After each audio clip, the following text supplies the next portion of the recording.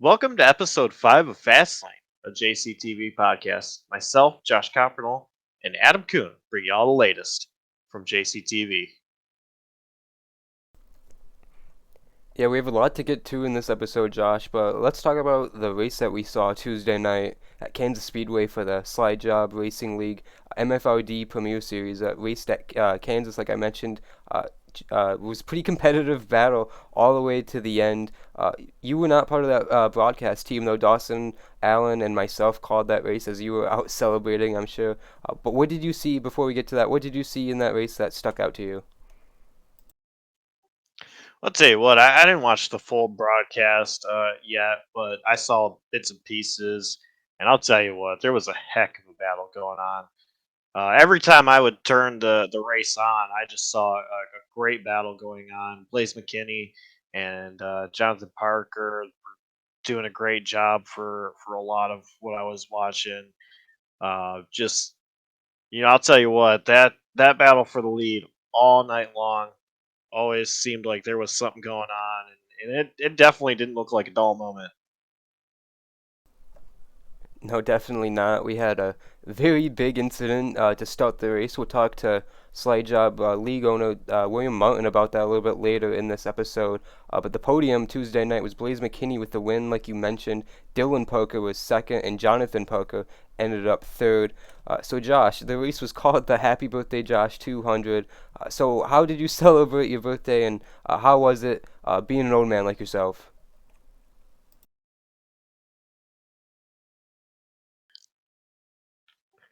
I'll tell you what, I took the day off from work, and I just kind of relaxed at home. I went and got breakfast at one of my favorite restaurants, and really spent a lot of the time just at home, relaxing, hanging out with the family. It wasn't anything too eventful, too crazy, but I still had a lot of fun on my birthday. Still had a great birthday, and yeah, of course, like I said, tuning in bits and pieces of to the race and watching that as well while it was on live. So um, I it was a great day, and yeah, say I'm getting old, man. I feel it. Some of y'all watching this may laugh at me, but yeah, 25. It's a weird number, let me tell you.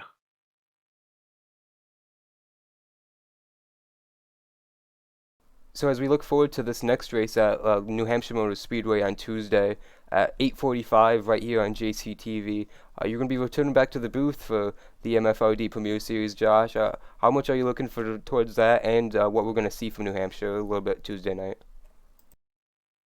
I think it's funny on iRacing. New Hampshire always seems to put on great shows. New Hampshire is one of those tracks where I feel like I don't really look forward to watching races at in real life. But on iRacing, I think it's a great track to watch and call races on. So I'm expecting to see some great racing there. Really close battling as well throughout the field. It's a different kind of track from what we see a lot of times. Rather than these mile and a halves, it's a flat 1 mile track. It doesn't have a lot of banking at all in the corners, and then a little bit progressive banking, if you will, as well.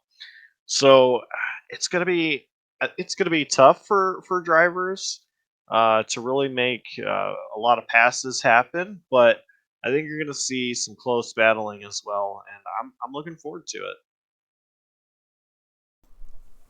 Yeah, I'm looking forward to it as well. The MFRD Premier Series always puts on a good show. Pretty much no matter where we go, it seems to be exciting. Even if it's not up front like we saw the other night at Kansas, there's always something going on mid-pack. And it's going to be exciting at New Hampshire. Before we get into the last stretch, before a quick off break before the end of the regular season, Josh, how important is this stretch of races going to be to those guys racing to the cut line? We haven't talked about it much on the race broadcast Tuesday nights because we're really so early in the season. But looking at it, we're getting close to the end of the regular season, and the chase is coming up fast. Yeah, and this is what I love about this schedule is these next four races for regular season races are all different. They are not similar at all. We go to, Loudon, New Hampshire, the 1 mile low bank track. Then we go to Atlanta, which has been revamped to be a super speedway type racing. Then after an all-star race in an off week, we go to Dover, which it is a mile track, but it looks nowhere near or races anywhere near New Hampshire as it is concrete and it's got a whole lot more banking. And then we go to, I'll tell you what, my favorite track, Michigan International Speedway, 2 mile D shaped oval, very wide, 18 degrees of banking in the corners. You really have to be on it for this next, these next four races. All these tracks race different. All these tracks have so much different characteristics. I think that to answer your question, it is very important uh, to finish out this season strong. I'll say the only bad week you can really have is probably that All Star race because it's non-points event. Not that you want to have a bad race there, but heading into this last portion of the regular season races, I don't think you can leave anything um, on the table. You got to go out there. You got to perform at your best. And speaking of performing at their best and shifting gears a little bit, the DI9 Designs NAOR series is going to unveil their schedule right here on Fastlane a little bit later in this program. Season 13 is coming up, and Josh, what do we have to look forward to that right here on JCTV? It's already been announced what their playoff is going to be like, and I'll tell you what, I'm really excited for that.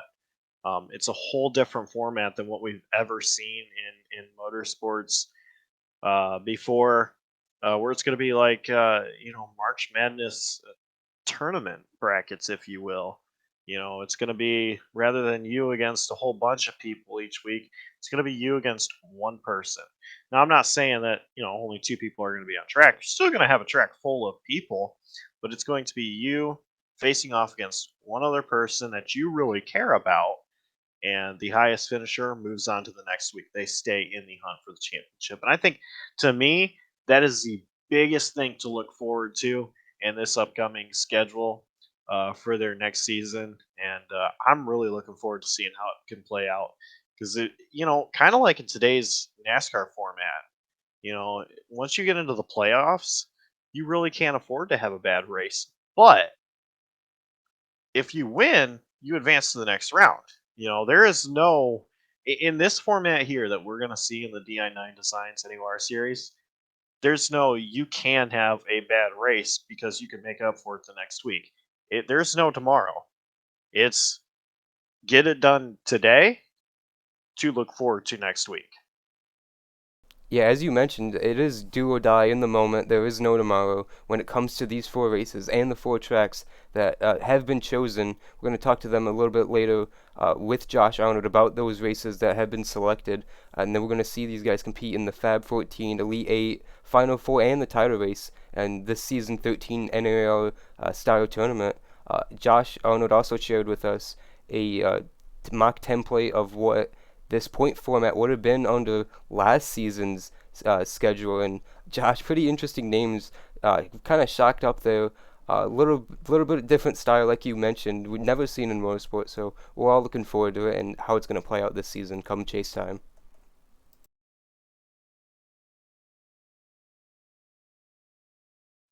Well, Adam, I'm really looking forward to this upcoming schedule for the DI9 Designs NAOR series, and I can't wait to talk to Josh Arnold and have him go over the schedule with us and kind of see what transpired into making the schedule. William Martin now joins us on Fastlane Driver, the number 5 in the Slide Job MFRD Premier Series. William, you've had a rough night the other night at Kansas. Can you kind of walk us through that race and what you saw the entire night? Pretty chaotic race from the beginning. Yeah. The Once we got kind of, I guess, that first lap wreck, I had started from the back because I messed up my qualifying trim. Um, I think I gained like 15 positions on that lap one wreck just by trying to stay out of it. Wreck or two there in the beginning. Then we had some long green flag runs, and I had no shot at trying to save tires the way the rest of those guys did, and I just lost time. And the more I tried to run it harder or try to find different lines, that turn four wall caught me a few times, so it put me back for a while in that race. But just tried to stay with it and see what I could get out of it. But green flag, that caution that come out late during the middle of a pit stop really hurt me there. Put me like 2-3 laps down, and there was no coming back for that.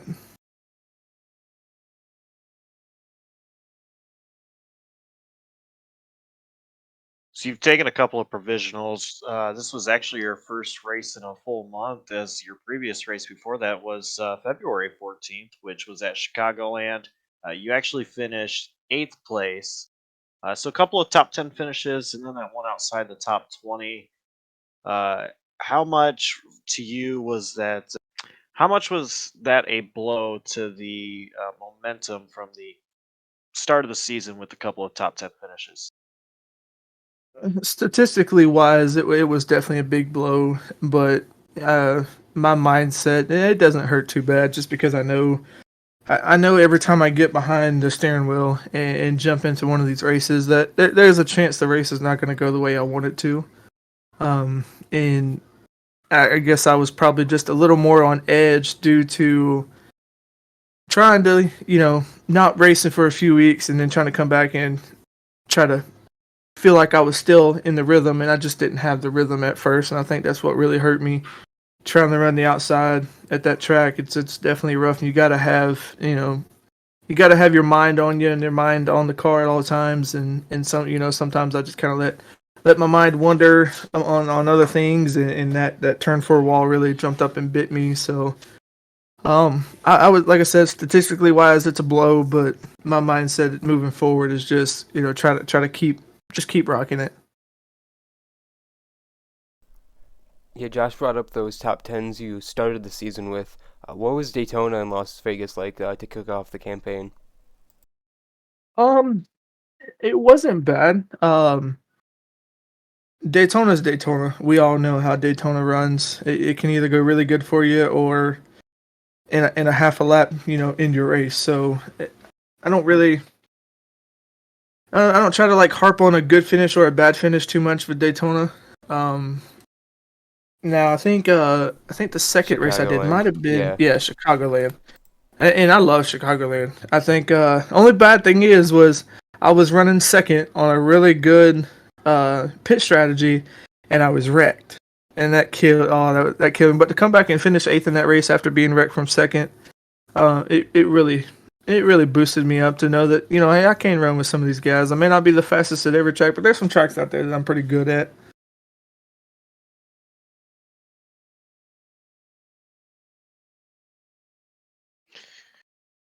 So this upcoming week, we head to the Magic Mile in Loudon, New Hampshire. It's a flat mile track.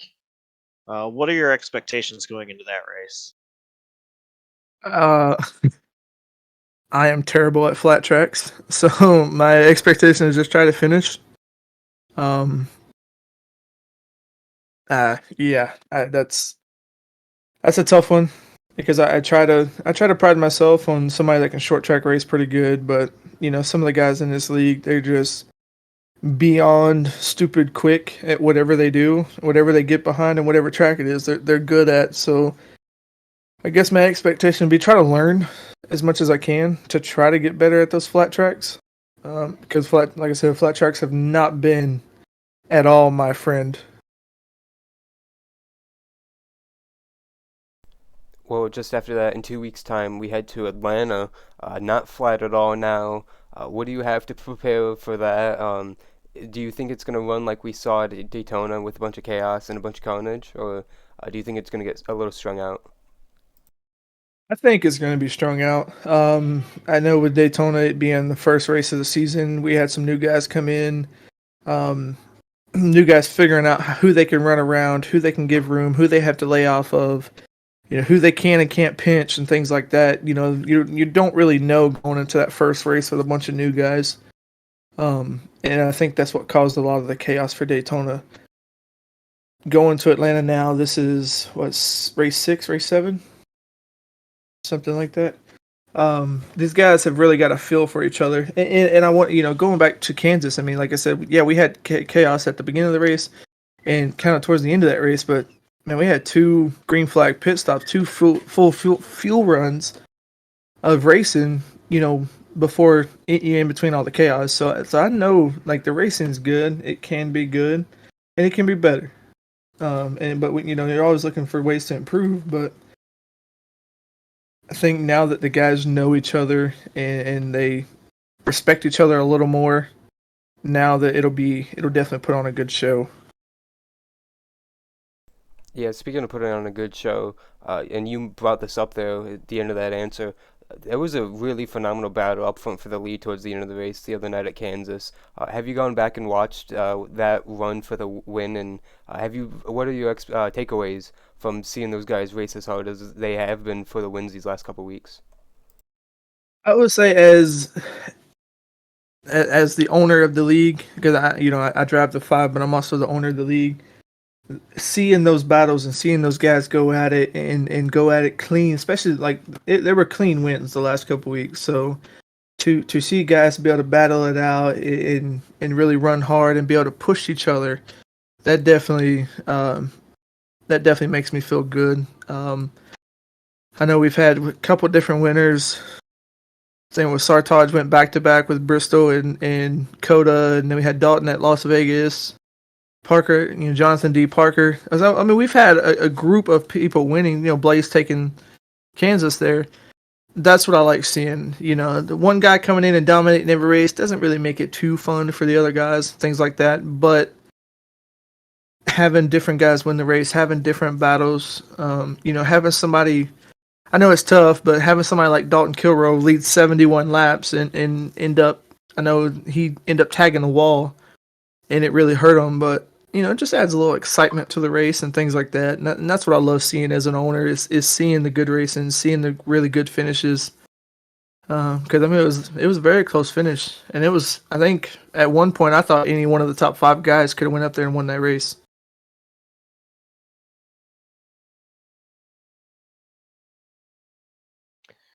We've talked about Loudon and we've talked about Atlanta, but I just kind of want to touch base here.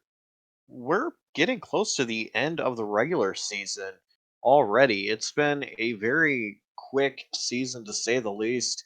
We have Loudon, Atlanta, the All Star race, an off week, and then come back to regular points racing at Dover and finish off the regular season in Michigan.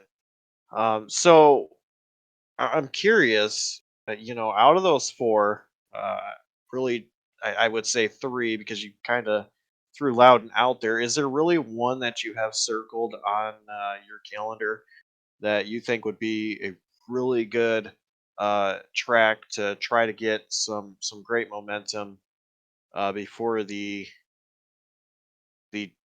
playoffs start?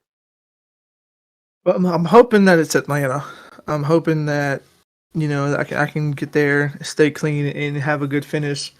I love Dover. I'm not fast at Dover, but I love Dover. So, and then Michigan. I mean, Michigan's another one of those tracks that it's a very fast track. It's very, very wide open. You kind of got you got to save them tires, but you can also run your car pretty decent. And I'm looking forward. Like I said, looking forward to Atlanta. That should be definitely. And I'm looking for Atlanta as an overall picture too. Just for myself and as a league too. I feel like something like Atlanta could really.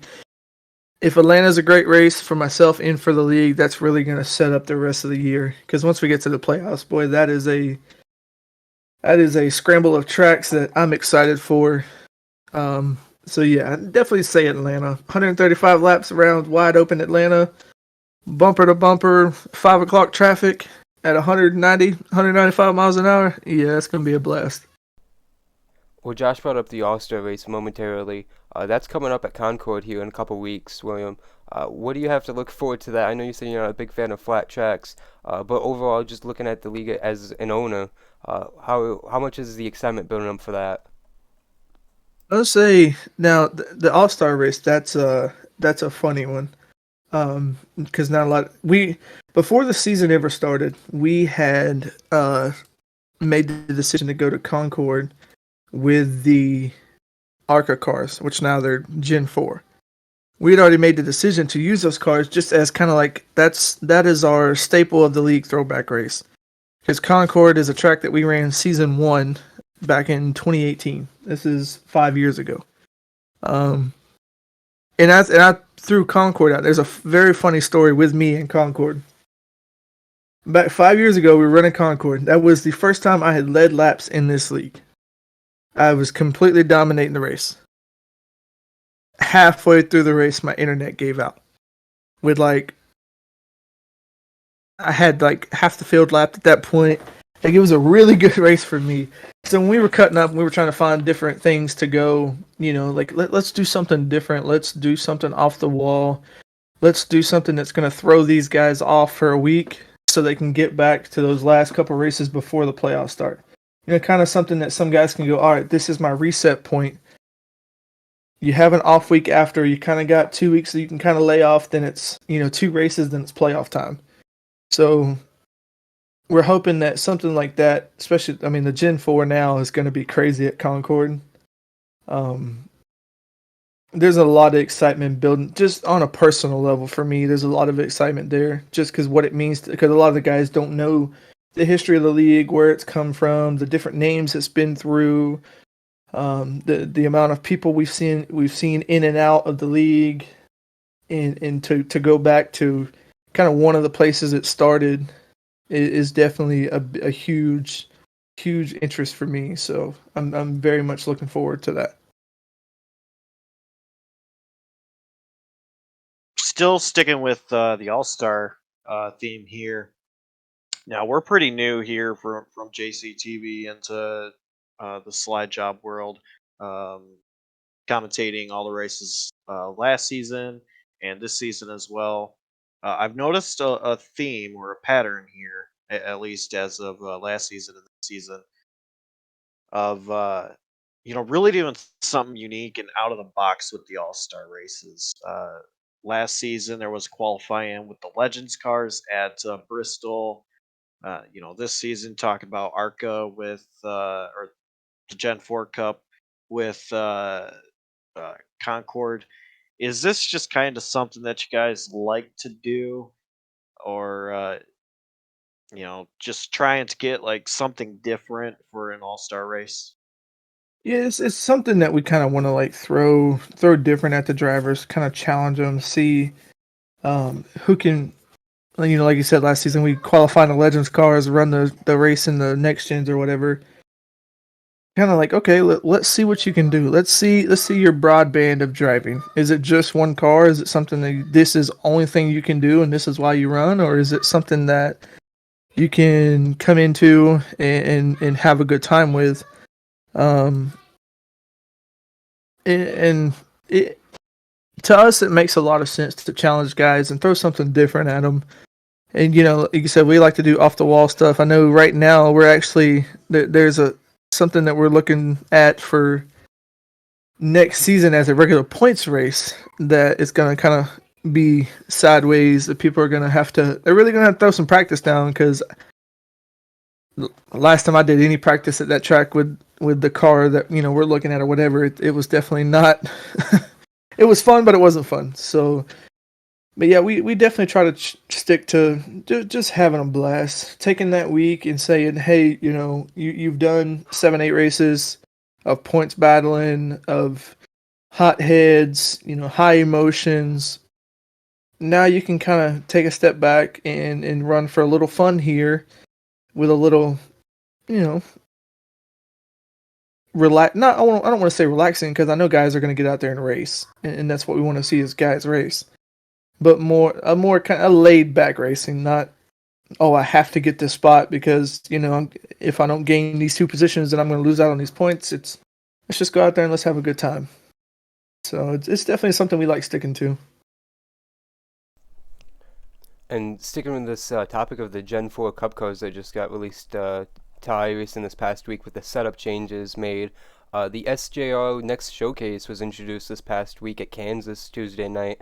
How did that race go? We got 4 more coming up through the end of the season.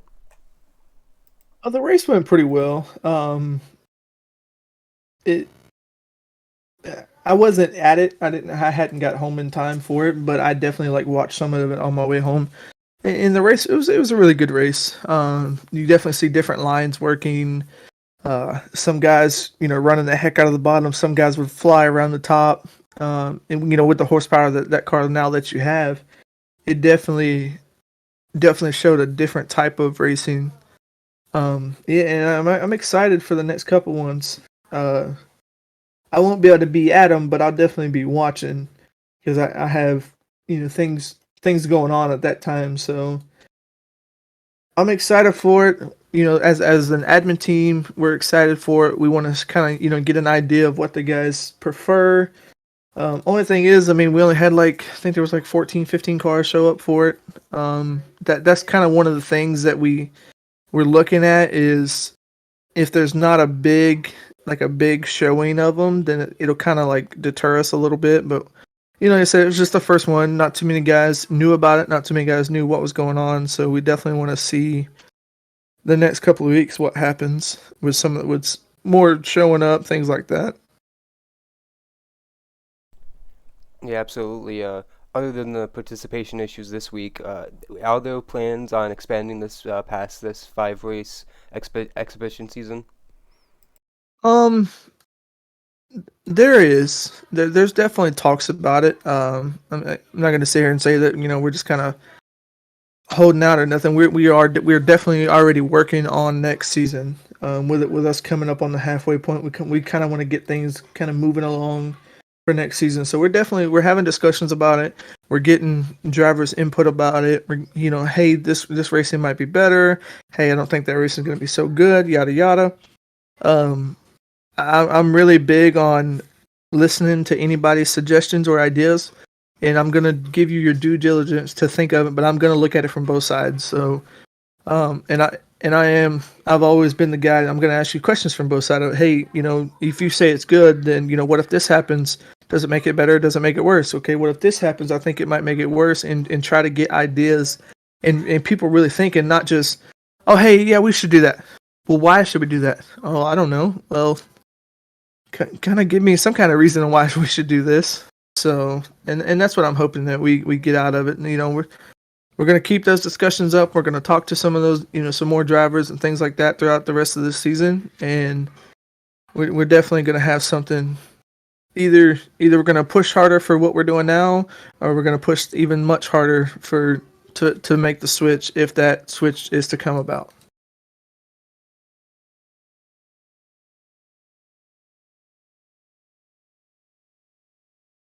All right, William, I believe that concludes all the questions we had. Is there anything else you wanted to bring up here tonight? I just want to say, I know we got a lot of guys in the league that listen. I just want to put out there that we have been listening, and I hope that people have seen the changes that we have been trying to make and that we have made, and that they see some of this is not going to be an overnight change. Some of this is going to take, a few weeks or half a season.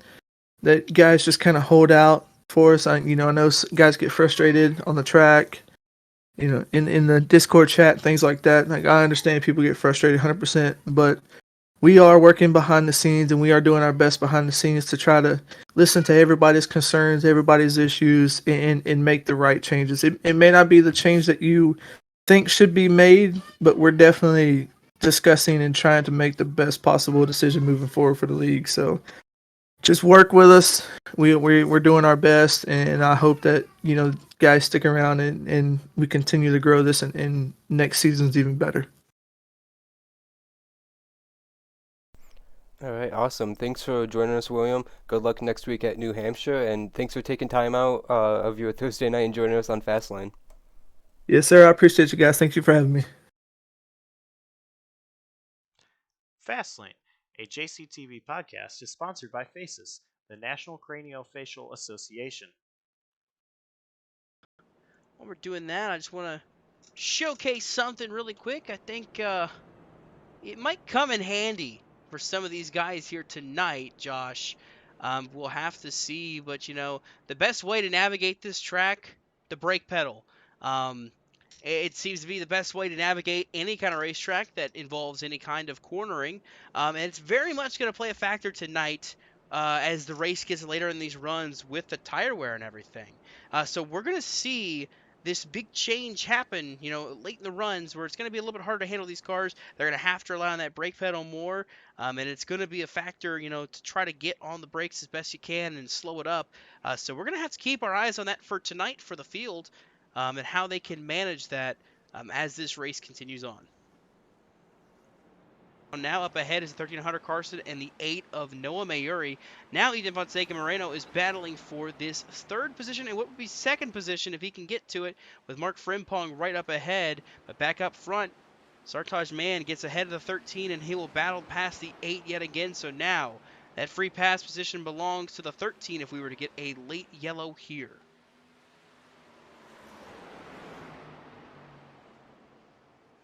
Six laps remaining. The battle for this second and third spot, it's still right here. This battle for this position just thrown under a blanket as they continue to fight hard. It's Moreno, Frimpong, and Atkins.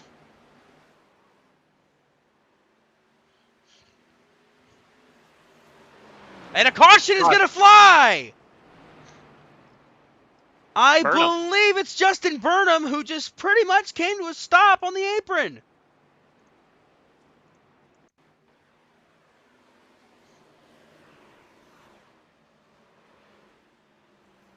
What? I'm gonna be honest, Josh. I don't know. Looks like he's coming to pit road. And last second, he realizes it's the front stretch. He just put it on the apron and toes. But one man is going to stay out here. The 20 of Robert Lukens, electing not to pit this time, so he will now assume the race lead. Here we go. Lukens, man, the front row. This ought to be a battle for the ages. As they come to the Geico restart zone, it is overtime here at Bristol. The green flag is out. Lukens jumps to the lead. Man, though, is on the fresher tires. He's going to have to make them stick quick and try not to get held up by the 20 of Robert Lukens. Moreno struggling. Man, though, is going to get clear of Lukens quickly. Kilrow around. Kilrow around. Caution's going to fly before they get to the white. Kilrow around. Hunter Karsten around just up ahead in the front straightaway. And just like that, we're going to have another restart. Got a little help, it looked like, from Michael Thorpe Jr. And then, hit by Sparling. And then McKinney gets hit again. Moreno is there in fourth. Michael Thorpe Jr. rebounded back up to fifth. Zach Amon is sixth. Caden Atkins seventh. Blaine Sparling is eighth. Glenn Bundren Jr. ninth. Hunter Karsten rounding out your top 10. Into the Geico restart zone they'll go. The green flag is back out. You'll see the big jump by Sartaj Mann as the field tries to navigate by the 20 of Robert Lukens.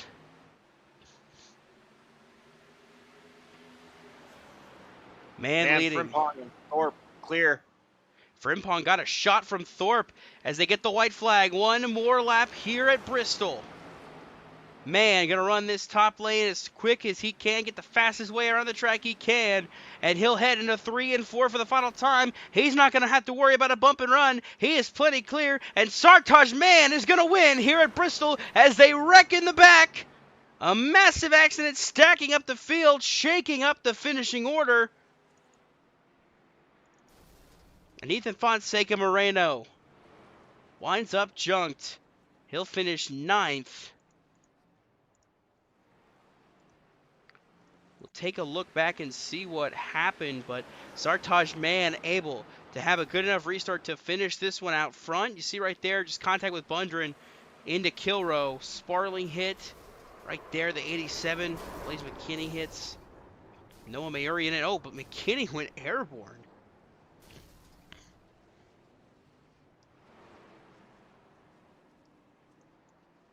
for the first time ever in Season 10, we're going road course racing. The Slide Job Racing League makes its first start at COTA as the field takes the green. We are underway here for the Luke Knupp is GOAT Grand Prix.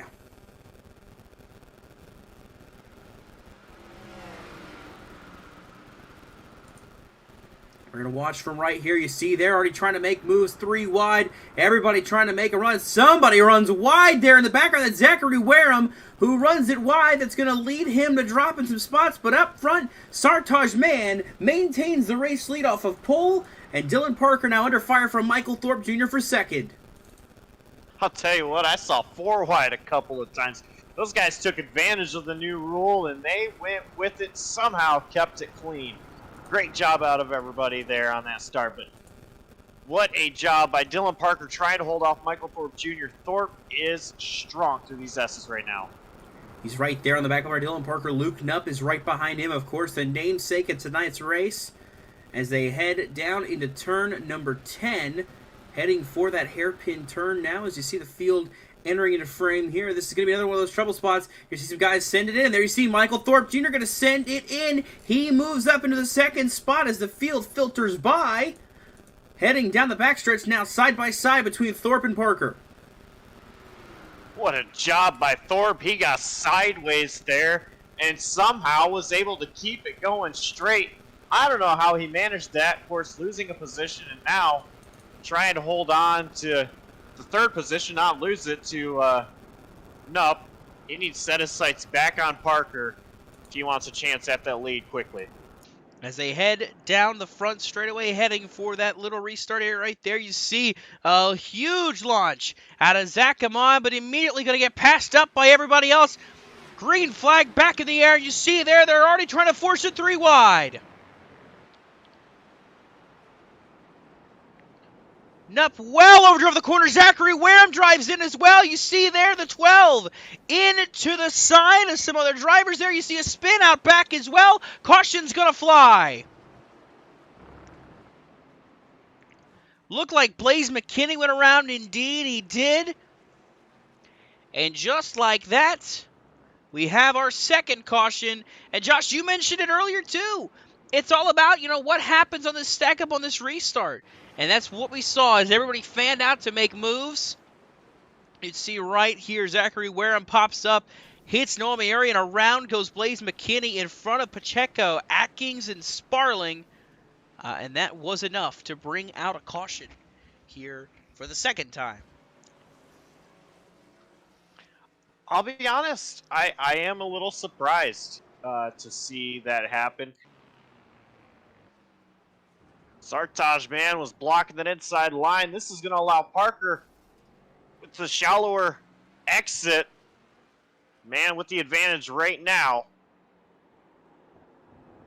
Parker actually gave Mann a little shot there on the exit of that corner when he went to cut back inside. Mann able to hold off right now. And impressive that he was able to keep the corner so tight right there and not allow Parker that run off of the corner there.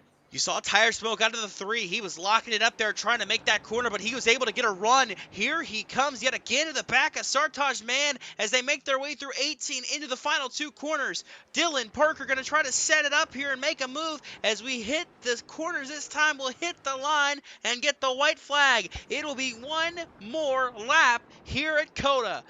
Dylan Parker chasing Sartaj Mann for the race win. White flag is out. One more time around we go. Luke Knupp, 31 seconds back. Dalton Kelrose, 36 back. Ethan Fonseca Moreno's 43 back. They're not going to play a factor here. Defensive line into turn 1 by Sartaj Mann. Parker going to try to cross him over. Oops, sliding by the 49. Parker's right there. Parker trying everything he can. Let's see what he can do through the S's. All over the back bumper of Mann, trying to peek around him, can't quite set it up. Here they go, heading into turn 8. Dylan Parker still in pursuit.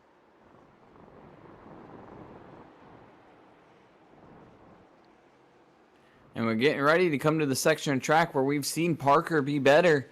We'll see what he does here coming down the hill. Into the hairpin for the final time for these two. Parker does not look to be setting up to make the move here. He's going to try to roll through and following now. They're side by side.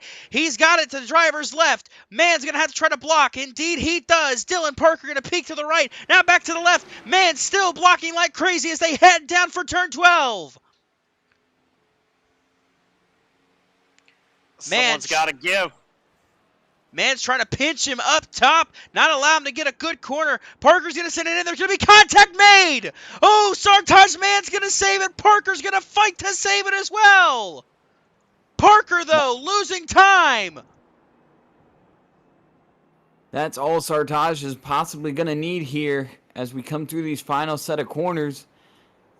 Unless Sartaj makes a major mistake. He runs a little wide there. Parker's setting back up. He's going to have a run. One final shot for Dylan Parker.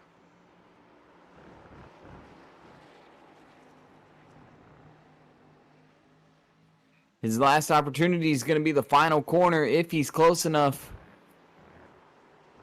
He's trying to set it up. As they head through 19, Dylan Parker's got one final shot to do it. He's going to ride it in deep, but it's not going to be enough. Through turn number 20, Sartaj Man's going to cross the start-finish line from the pole to the point. Sartaj Man wins the Luke Nupp's Goat Grand Prix at COTA. And speaking of Luke Nupp, he lost a position to Dalton Kilrow as these two are battling through the final few corners. Kilrow runs a little wide, trying to pull away from Nupp. Let's see if Nupp can get back up to Kilrow. Not able to through 19. He's got one more shot at it.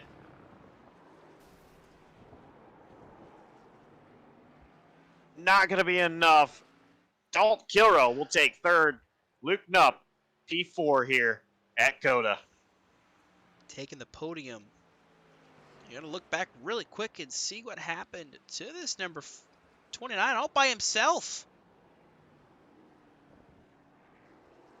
And he slides and loops it in the hairpin. How are you going to call this race the Luke Nupp is the GOAT Grand Prix and not win the race or even finish podium? 2 laps to go. McKinney needs to put together 2 clean laps. Parker's going to have to throw something at the wall and see if it sticks.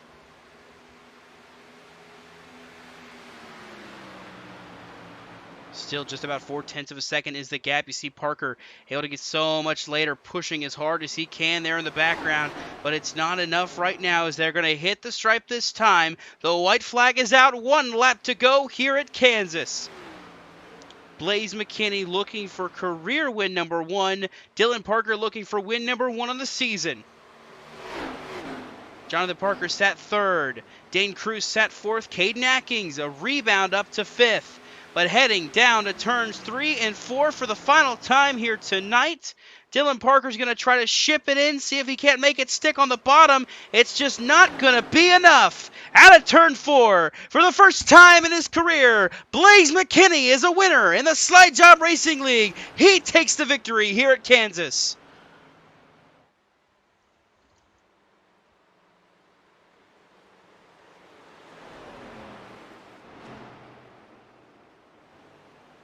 In a hard-fought battle, he scores his first career win in just his 5th start here in the MFRD Slide Job Racing League.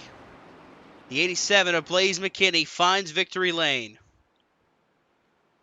Dylan Parker looking to hang on and finish what he started his process through the field. Can he play defense one final time? Are we going to get another overtime? We'll see. As they come to the Geico restart zone, the green flag is back out, back underway here at New Hampshire.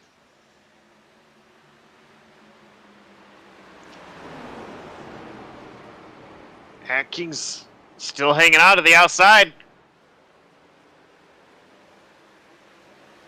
Couldn't quite hang on enough, though. Parker's going to clear for the race lead.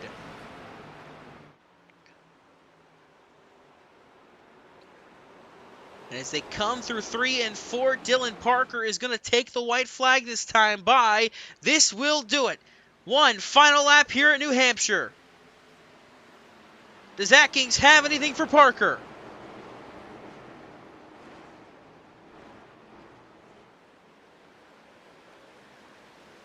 Atkins really needs to have a great 3 and 4 here. He's going to send it in. Trying to get there, can't quite do it. Through 3 and 4 into overtime attempts. Dylan Parker hangs on, and he's going to win the Slide Job Racing League 150 here at New Hampshire.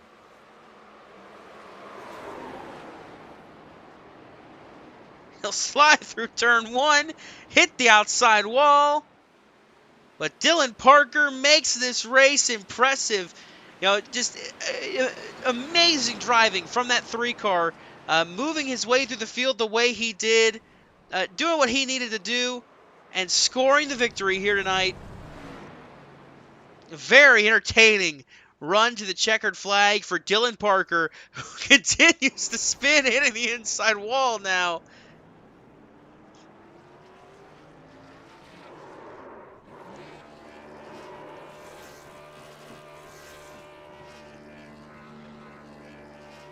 NASCAR races have set attendance records across the country. Well, on today's show, they do it again.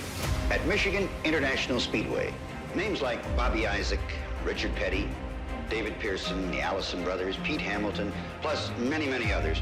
You take drivers like these and put them in the fastest late model stocks in the world.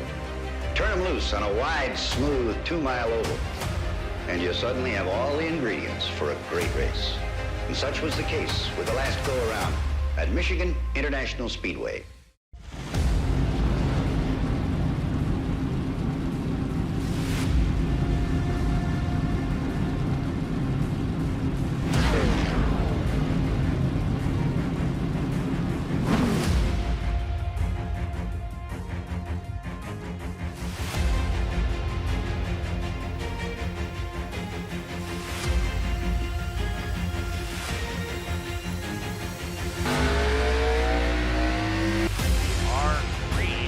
In Michigan.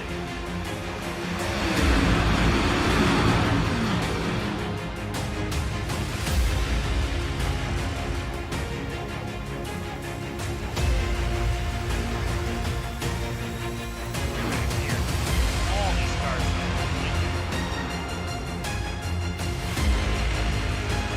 No, contact. Hard in the wall, 100 feet.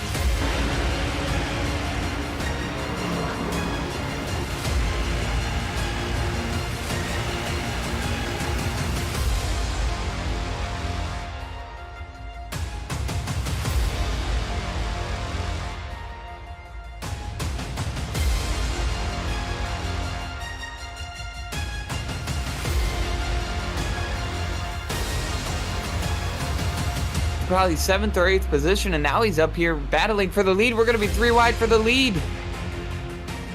Oh man, this is tight. And it's going to be Hapiak.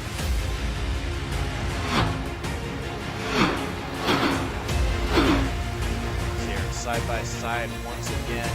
One partner driving it deep. Look here, Hapiak. And we're coming to get the white flag here. We've seen this battle before. Now we get to see it at the end of the race for a win.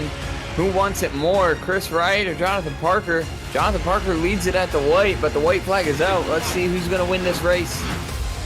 White flag is out there, side by side. Parker not giving Wright much room. Wright going to slide up in front of Parker. Parker staying on the outside. I think Wright wanted to be on the inside maybe. Parker hanging on to it out there. He might have to pinch Wright down. Wright plenty of room here. It's gonna be a drag race to the line, I think. Parker looks low. He has nowhere to go. It's gonna be Chris Wright starting on the pole, having issues, coming back to win the race. It was a photo finish though. Chris Wright.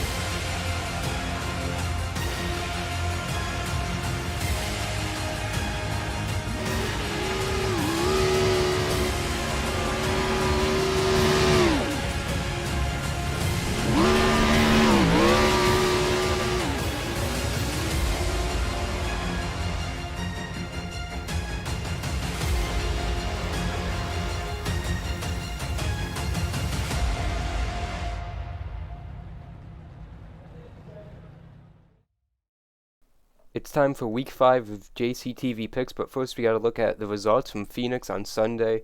Michael Kruger, with the pick of Ryan Blaney being the best out of anyone, was second place. Jonathan Canfield picked Kevin Harvick, looked to be on his way to victory, but ended up fifth. Adam, you chose Alex Bowman. He took home 9th. And Dawson Allen chose Logano, who finished in 11th. Yeah, and Josh, you picked Denny Hamlin, who finished 23rd after a run-in with Cam's pick. Cam Caldwell's pick of Ross Chastain, who ended up just behind in 24th, both in the top 10 late until that last overtime restart. But we move on into Atlanta, where anything can happen at the 1.5 miler. That looks nothing like it now. Jonathan Canfield picked first with Eric Almirola, and Michael Kruger going next with Corey LaJoie, who had a very strong run there last year, Josh. Dawson Allen went with the number 42 of Noah Gragson. And I, myself, Josh Coppernoll, chose that number 23, Bubba Wallace. I picked next going with Chris Buescher in the 17 RFK Ford, and Cameron Caldwell went last, picking William Byron in the 24, fresh off his back-to-back wins. So that's our picks. Who's your pick for the Better Health 400 at Atlanta Motor Speedway? Season 13 is coming up quick. What is the first thing that the league is looking for? Well, first thing I'm still looking for, we're still going through a few votes. I might have one or two to throw out there to wrap up in the next 20 plus days until we go green. But really, Josh, I need a race official. If I'm going to have quite a few drivers out there, like the most that we've seen in the history of our league, I got to have some eyes in the skies. 12 seasons in a row, I've had to worry about my race, worry about my fuel, my tires, my laps to finish, and strategy and all that. Plus worry about cautions, worry about pit road, worry about everything. Is everybody racing everybody right? I need someone in the sky to be able to just check it out. I mean, like I said, this is a free league. Might not have a whole lot of money. I don't ever ask anybody to pay anything. Yet, unless we get big time yet, but no, I mean, like right now, I just can't pay a whole lot for it, but I could maybe, get a little bit going for a race official to come over and just for an hour and a half every Friday, ride with us, help me throw cautions, see what happened, be in my ear, kind of telling me what's going on with drivers back there. If I ask them, what's Jake doing? What's he messing with Mike Campbell for? Trying to just, see what's going on behind me, in front of me. So just that's really all that I need for season 13, Josh.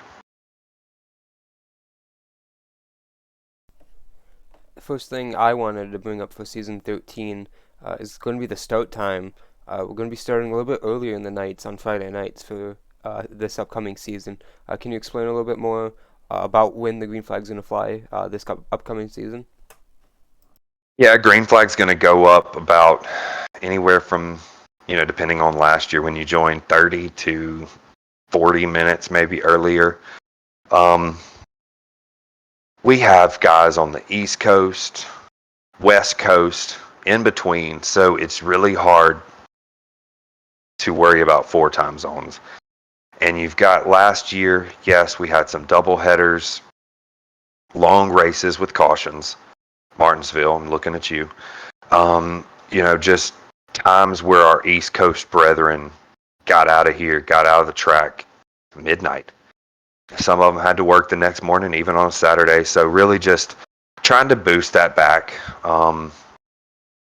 Last season, it kind of hurt us because caution laps didn't count. So, I mean, you add 5 cautions, you just added 25 minutes to nothing counting down on your lap total. So really, that might have been a little bit of part of it too, but really just thinking it was a little too late overall for our East Coast guys. I'm Central. I've never had a problem with that. Seems like Central has the best, I think. But no, just really 9:15 Eastern time, so we can hopefully get out of here a little bit earlier.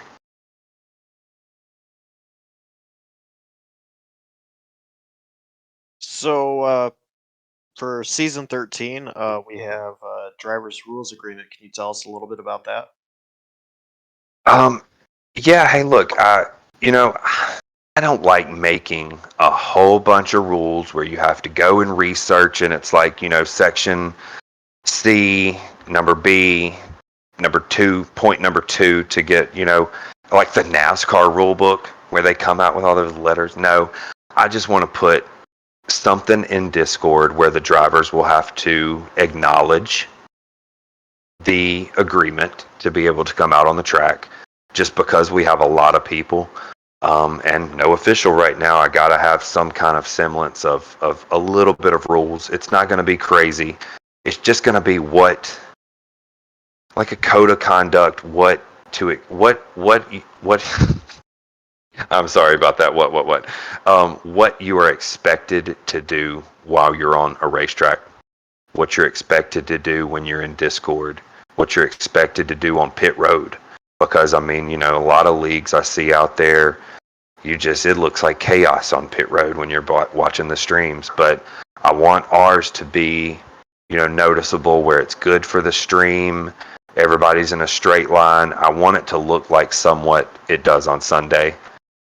Not after cautions when it is chaos on those, like Ross Chastain going through the grass, but just pretty much a code of conduct on what is expected of you, because it's a free league. People can come and go as they please. Nobody. I really don't know how to word it other than that. It's just I want people to know what I expect of them, really, because we are trying to grow. I really am. I would love to have 2 series. I would love to, grow this thing where JCTV has 1,000 people watching us on Friday nights, Saturdays, Mondays. Or Tuesdays. I would love that. So, I'm just looking for if we can just slowly grow and slowly have good racing, because those Coca-Cola guys, they're signing a rules agreement. Because we just saw somebody get suspended for a race because they broke it. So, and we did set up I have a couple of more people out there, but an admin team, board of directors for NAOR, that, if anything, if a driver comes to me and says, I don't think that I should have gotten this penalty because it wouldn't, and then we'll just let the board look at it and see. Just trying to get any way possible to, because it's gonna be the drivers' league. They get to pick 90% of the stuff that goes on in this league. So they're gonna have to put the best foot forward to be able to, settle for 4th if you can't, instead of wrecking for it, and settle for, driving somebody clean rather than roughing them up. Settle for, just showing respect out there. Being out there to just race right, because you're not getting paid for it. You're not getting all that. So, there's no glory in winning yet. So, just, treating everybody right and kind of doing that. So you mentioned the last couple seasons have had other schedules to be based off of this current schedule, and season 13's theme is mostly unused tracks. Can you explain that a little bit? Looking at it, pretty unique tracks on this upcoming schedule. We're going to be seeing Friday nights on JCTV. What ones are you looking forward to the most? And another thing you brought up was no doubleheader races at all this season. Yeah, no double headers. The drivers voted for no double points too. So, the schedule's pretty much almost the same number of races, but it's just none of those extra little tidbits or whatnot. And still got a couple of road courses. I felt like we had 2 last year with the doubleheader of Suzuka, so added a couple. I'm looking forward to Kansas. I really like Kansas. Gateway is a fun one. I've never been to Nashville Fairgrounds yet. I don't even think I own the track, but we'll get it soon. But really, just a variety. I want to say like we have gone to Talladega, of course. We've already talked about that tonight, and then Phoenix. We've already talked about that one as well. Both of those we've been in the Xfinity. I don't think we've been in the Gen 6. But then Auto Club, we had gone into the Xfinity, not the Gen 6. And then Richmond. Richmond's just a really good short track. So those are really the only 4 tracks that we will revisit. Other than that, we've got just every other oval that I could find. And even in the driver's vote, there was 5 road courses. I let everybody said, vote for 2. And the most vote getters was Roval and Watkins Glen. So if they know me, next year we only have 3 choices. So season 14 is already in the works. There's only 3 choices for road courses. We got to pick 2 of them. So they'll finally dwindle where we'll have to revisit maybe 1 or 2. But no, the season just works out. I think it works out really good. What I try to do is stick with a plate track, 2 road courses, and then try to even out the rest of them as far as where they are in the season. So, I listed them down. Talladega goes right in the middle. And then halfway up from Talladega, halfway down from Talladega, there's your road courses. And then from there, you can see it goes like Vegas, Iowa, Kentucky, Gateway. So high speed, short track, high speed, short or slower, shorter track. So that's kind of how it kind of works out sometimes. But we do something, points of interest. We do have 2 Vegas races and 2 Iowa races. So I believe as far as setups go, something that I don't even think the drivers know yet, but we're going to flip from the just regular fixed to we're going to go to open. If there's anything weird about them, we'll look at it, but like overheating or something. But we're going to try the open setups for both. There's a day and a night for Vegas, a day and a night for Iowa, and I thought, well, how about that? Cool. But we've done this before. I want to say our race across America. Don't judge my name, but NAOR's race across America, I want to say, we started at Vegas and ended at Vegas. So this is just is something I've done before, and just bringing in NAOR history into the schedule making. Open and start in the gambling city, because it's going to be a gamble to who is going to win any one of these races this season, plus the championship. It's going to be unreal. So one of the things that I'm actually kind of looking forward to talking to you about, the personal sponsors. Last season and seasons before, you could run anything on your car, and now you have to have personal sponsors. Talk us through how that came into play. I mean, I'm probably one of the most affected with this, because how many times have you seen me in a Pennzoil Shell, scheme out there? So I just felt like, maybe for a throwback race, we'll do whatever. But I really just wanted us to start supporting our broadcasters, start supporting our other leagues, because we all run in different leagues, of course. Start supporting like iRacing paints. There's tons of people out there that are so good at what they do on those paints.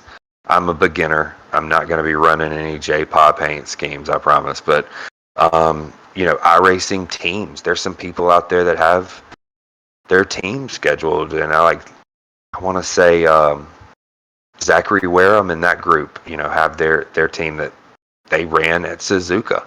And I did spot that. And I was like, I kind of like that. And then online businesses that you might have a partnership, a code or something like that. I know DI9s has a code where you can go to Circle B Diecast. So, somebody like that, if you got a code for that, that would be something you could do. local businesses, hometown businesses that nobody's ever gonna know unless they drive through your town. Put that on there. Let's see some fun things in your hometown. Charities. There's not a single thing I can stop somebody from putting a charity on there. So no matter if it's a big charity or a small charity, local, playground building charity that you might have. So just stuff like that, because Mike Campbell's always putting on charity races with his league. Something that we've done before for Scott Moyer in the Beamish Fern race back on Xbox that we had a few leagues join in. Got him a wheelchair accessible van with that. So, there's things out there that I've thought that we've done before. Let's just have some blank scheme. If you can't find anything of what I just listed, let's just run a white paint scheme, run a black paint scheme. Your sponsor here. Let's get some different kind of looks going on. And then also military. I'm the first one to support military. I thank my stepbrothers for serving in the military, and my grandfather. So, anything like that, I'm not going to stop it if that's your branch of service. Navy will be out there. We've got Kyle Tubb that's going to come back with the Air Force. I believe even we've got a broadcaster that's going to run, some with his branch. So definitely, I think we got Justin Quimby. He'll be back. He finally got settled with a new home. He's in the military, so he'll be possibly having a chance to run his. And just anything like that, just local, something iRacing. I want to have some JCTV cars out there. So just to represent you, and just something like that to get away from the Shell, Pennzoil, DuPont. We all know those. Let's have something else. Let's be different a little bit than some of the other leagues.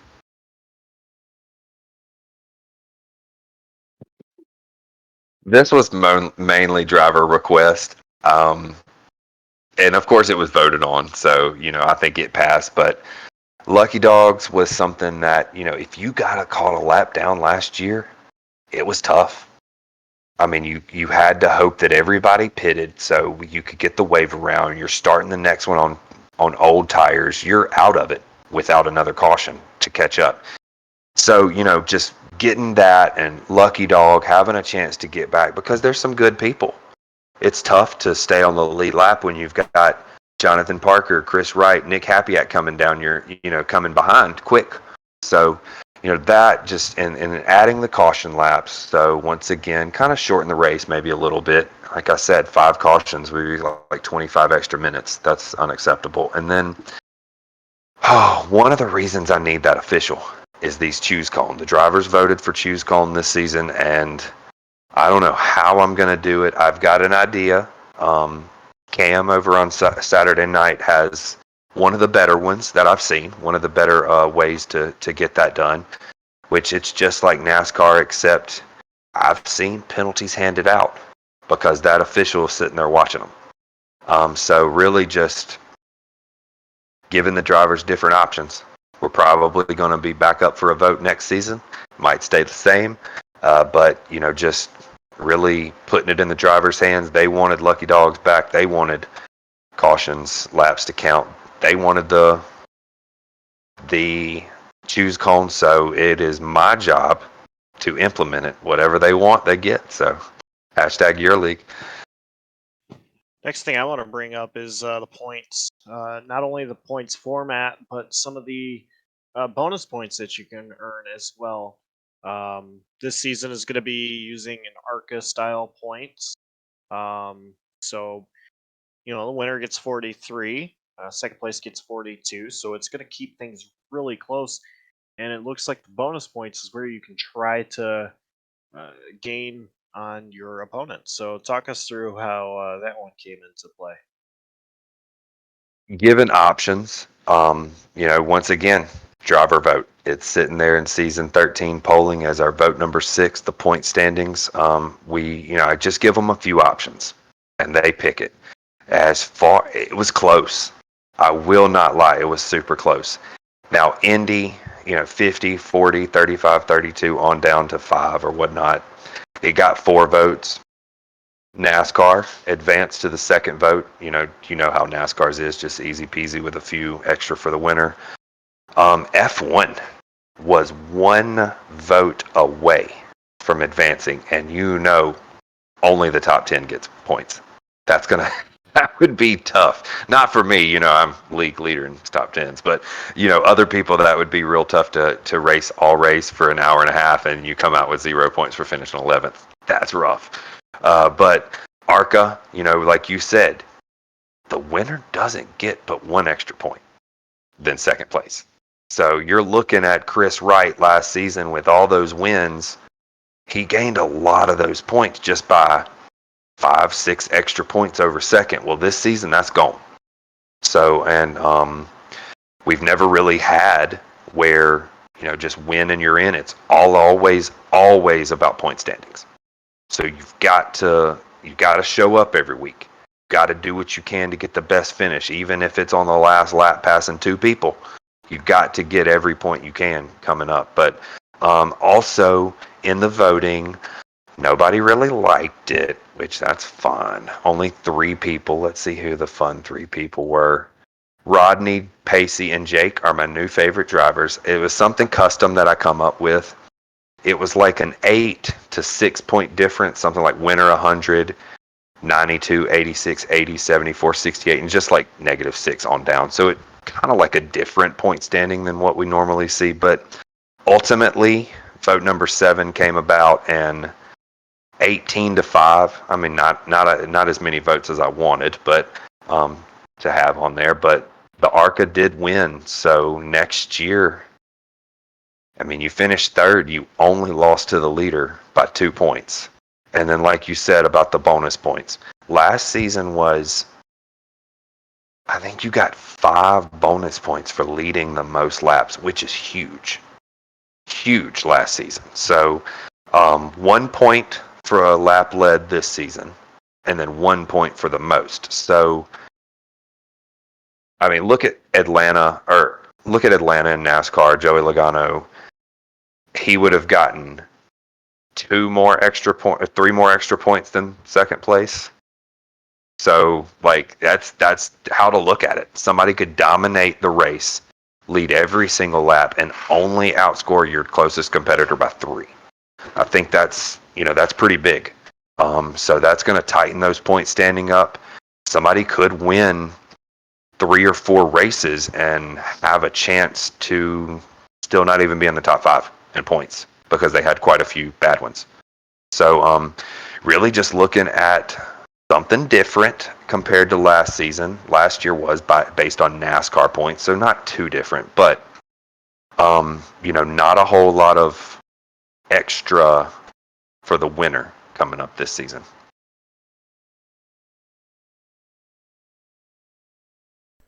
Well, we've talked about the schedule, we've talked about the points now, so let's talk about how this champion is going to be crowned come August and September.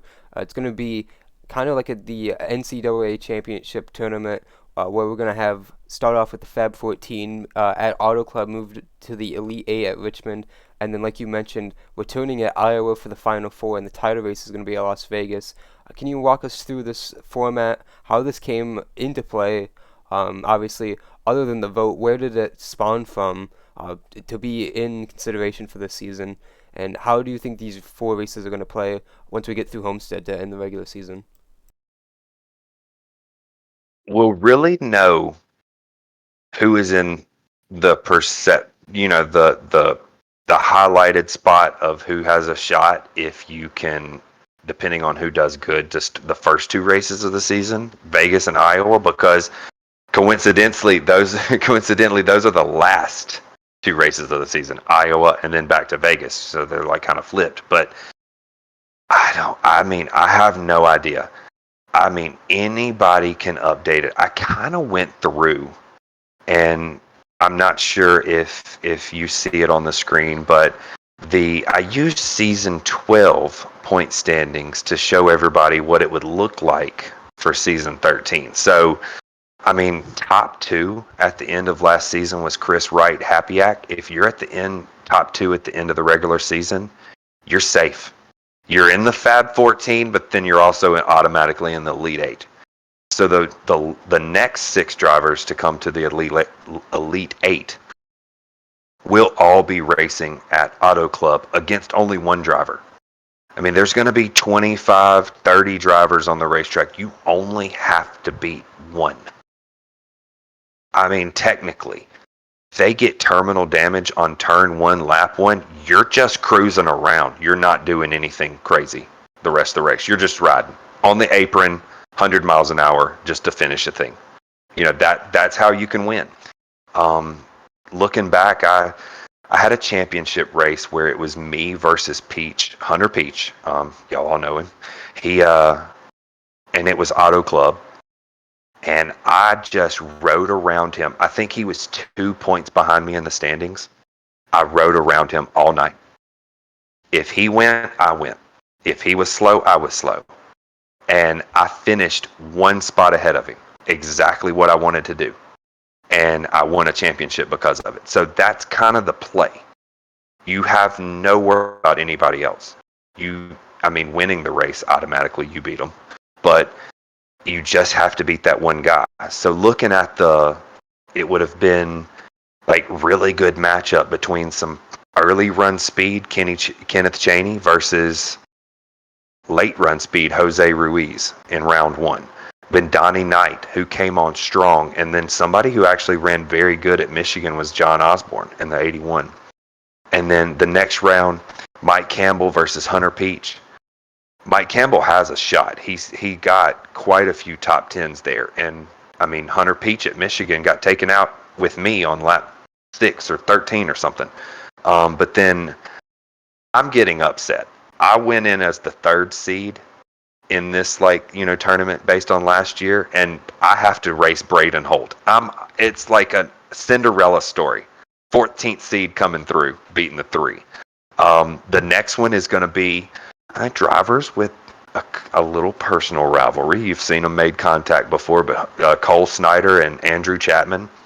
And then that last matchup would have been Jeff Lednam and Zach Meredith. So both of them have, steadily been in the top 10 most of the season. So, whoever won out of them moves on. So just to kind of show you how the second round would work, Chris Wright would would race against the winner of Jose and Kenneth Cheney. And then Hapiak would race against the winner of Lednam and Meredith. And then it would just funnel down. Going into the racetrack, yes, you got to practice. It's NAOR. You have to practice if you expect to do something in this league. But you just have to beat one guy. So it's kind of like it messes with your mind a little bit when you're like, okay, I'm out here to win, but I've only really got to beat the guy in 15th. So, but yeah, just NCAA basketball style playoffs.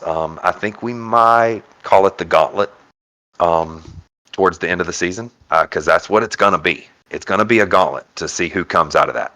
Because one bad race by Chris Wright, one bad race by Nick Hapiak in round 2, their whole season's over. They didn't even make the Final Four. So, that's the sense of urgency you have to have. But then also, you've got to take care of yourself. I mean, you can't get caught up with somebody else's stuff when you are in that position. You got to just, it's going to be chill. I think you got to just worry about the one person. But coming right back to Iowa for the Final Four, the title race at Vegas. So, when we get to Iowa, we'll have results from Iowa already this season. Who did good? Who needs to work on beating Chris Wright? Who needs to work on beating Nick Hapiak? And then move on to Vegas, where NAOR has had, I want to say, maybe 3 championship races at Vegas.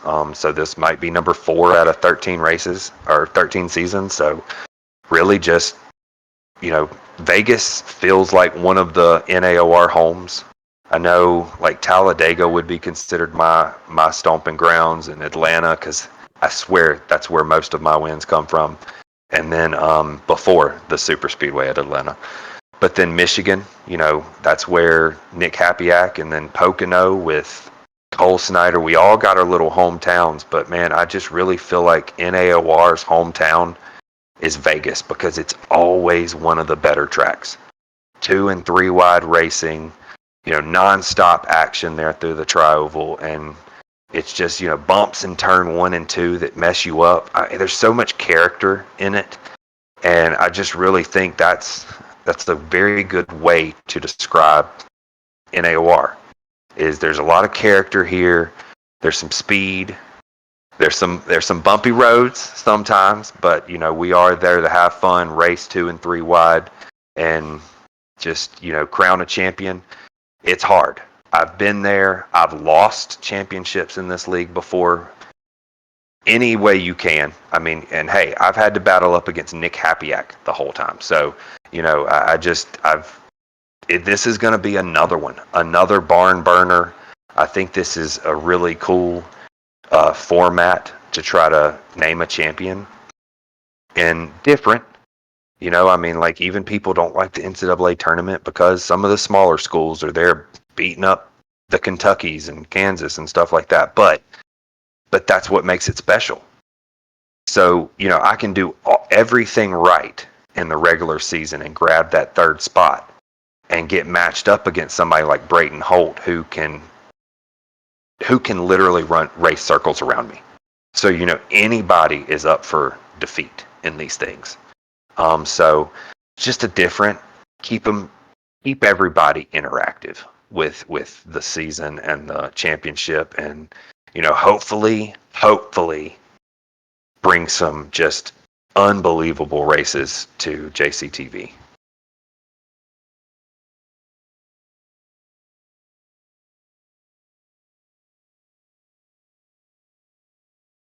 Well, we have a new qualifying format for season 13. Explain to us how that's going to work.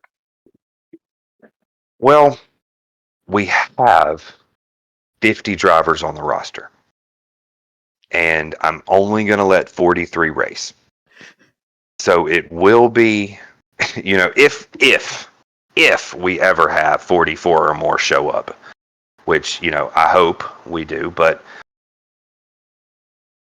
it's going to be reverted back to, if there's that many people, top 25 in points after race 3 will make the play, or will make the next race. So you are looking to be in that top 25. But right now, going into Vegas, there's only a few drivers that know for a fact that they've made it. So went back, historical records. It's going to be a running thing. So somebody that has 4 wins in the league, they win again, they automatically either add a provisional or get their name, started to the list. But really, I just want to have 43 on the track. Like I said, if it got that high, if we had that many show up. But really, normal qualifying, you're still going to get your 10 minutes. And it's just, right now, you've got to make it in on speed. So I think Nick Hapiak, myself, Chris Wright, of course, a champion, Donnie Kite, Jeff No, Braden Holt, Giovanni Klein, Cole Snyder, Hunter Peach. These are the only people that have a provisional from their historical records in NAOR. So, and it's automatically going to be used. So if I go out and I qualify 43rd or 44th, I'm in. And the 43rd place driver is out if they don't have a provisional. So, we had Suzuka with 12 drivers. I'm not gonna just, my head's not that big that knowing 50 drivers showing up week 1. But if it does happen, we do have a plan for that.